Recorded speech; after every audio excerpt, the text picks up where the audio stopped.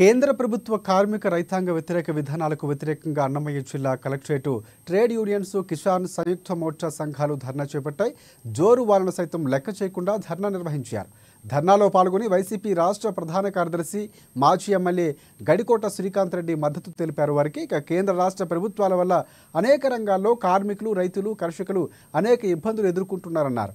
ప్రభుత్వ రంగాలను ప్రైవేటు పరం చేయాలనుకున్న ఆలోచనను కేంద్ర రాష్ట్ర ప్రభుత్వాలు మానుకోవాలని, కర్షకులు, కార్మికులు, రైతుల పక్షాన నిలబడి పోరాడేందుకు వైసీపీ కూడా సిద్ధంగా ఉందని తెలిపారు.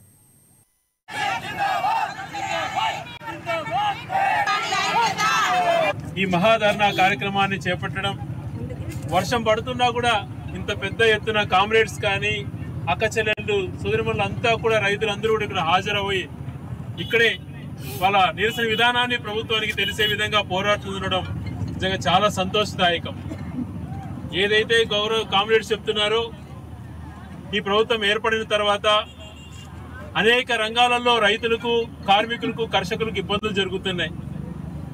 సంపద సృష్టించడం అంటే వాళ్ళకు మేలు చేసినప్పుడు వాళ్ళ ద్వారా వచ్చేటువంటి దాన్నే సంపద సృష్టి అంటారు. కానీ వాళ్ళ పుట్టగొడుతూ సంపద సృష్టించాలనే ఆలోచన మానుకోవాలని చెప్పి ప్రభుత్వానికి విన్నమిస్తూ, గతంలో కర్షకుల విషయంలో కానీ, ఇంకొక విషయాలలో కానీ కొన్ని తప్పిదాలు మేము చేయటం వల్లనే ఈరోజు మేము ఇంట్లో కూర్చోబెట్టారు మమ్మల్ని. ఖచ్చితంగా ఆ విధానాలను ఎవరైతే నెగ్లెక్ట్ చేస్తారో వాళ్ళకి ఇదే శిక్ష పడుతుంది.